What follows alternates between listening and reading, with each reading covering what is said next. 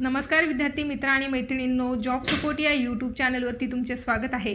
मित्रांनो, तलाठी भरती 2023 संदर्भात महत्त्वाची अशी अपडेट आलेली आहे, ती आपण आज या ठिकाणी पाहणार आहोत। तर त्यासाठी व्हिडिओ तुम्ही संपूर्ण पहा। चॅनलवर का जर तुम्ही पहिल्यांदाच आला असाल तर चॅनलला सबस्क्राइब करा, हा व्हिडिओ आवडल्यास लाईक करा। असेच नवीन व्हिडिओ आम्ही तुमच्यासाठी घेऊन येत असतो। तुमचे जर का काही प्रश्न असतील तर व्हिडिओला कमेंट करा आणि अशाच महत्त्वपूर्ण अपडेट्ससाठी आमच्या टेलिग्राम चॅनलवरती देखील जॉइन व्हा। चला तर व्हिडिओला सुरुवात करूया। तर मित्रांनो, या ठिकाणी तुम्ही पाहू शकता, पात्र उमेदवारांच्या कागदपत्रांची गेल्या आठवड्यातच तपासणी पूर्ण। तलाठी भरतीची अंतिम यादी निवडणुकीनंतरच।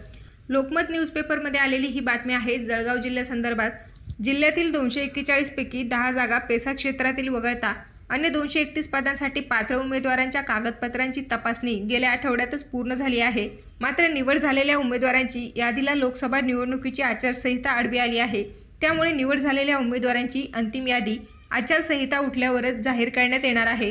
कागदपत्रे पडताळणीसाठी प्रशासनाने गुणवत्ता व प्रतीक्षा यादी प्रसिद्ध केली होती। सुरुवातीला गुणवत्ता यादीतील उमेदवारांच्या कागदपत्रांची पडताळणी करण्यात आली। त्यानंतर पडताळणीसाठी अनुपस्थित राहिलेल्या विद्यार्थ्यांशी संपर्क साधण्यात आला। त्यातील बहुतांश उमेदवार अन्यत्र सेवेत दाखल झाले आहेत, त्यामुळे त्यांनी या भरती प्रक्रियेला पाठ दाखवली। त्यानंतर मित्रांनो, तुम्हाला माहितीच आहे, प्रतीक्षा यादीतील उमेदवारांना संधी देण्यात आली आहे। ती ही प्रक्रिया पार पडली आहे। काही उमेदवारांनी अपील दाखल केली होती, त्यावरही सुनावणी झाली आहे। तर अपिलांवर जिल्हाधिकारी सुनावणी करणार आहेत। दरम्यान निवडपात्र उमेदवारांची यादी प्रशासकीय पातळीवर पूर्ण झाली आहे। ही यादी जाहीर करून संबंधित उमेदवाराला नियुक्तीपत्रे देण्यासंदर्भात निवडणूक आयोगाची भूमिका जाणून घेण्यात आली। त्यानुसार आचारसंहिता उठल्यानंतरच पात्र उमेदवारांना नियुक्तीपत्रे देण्यात येणार आहेत। मित्रांनो, संपूर्ण प्रक्रिया पूर्ण झाली आहे। नियुक्तीपत्रे देण्याची तयारी देखील पूर्ण झाली आहे। मात्र आचारसंहिता असल्याने ही प्रक्रिया निवडणूक प्रक्रिया पार पडल्यानंतरच पूर्ण केली जाणार आहे, अशी माहिती सोपान कासार निवासी उपजिल्हाधिकारी यांनी दिली आहे। तसेच मित्रांनो, राज्यात आदिवासींची संख्या मोठ्या प्रमाणात धुळे, नंदुरबार, जळगाव, नाशिक, ठाणे, चंद्रपूर, गडचिरोली, भंडारा, गोंदिया, नागपूर, अमरावती आणि यवतमाळ या जिल्ह्यांमध्ये अधिक आहे। त्यामुळे या जिल्ह्यांमधील पेसा क्षेत्रातील सुमारे 574 उमेदवारांबाबत सर्वोच्च न्यायालयाचा निर्णय आल्यानंतरच निर्णय होण्याची शक्यता आहे।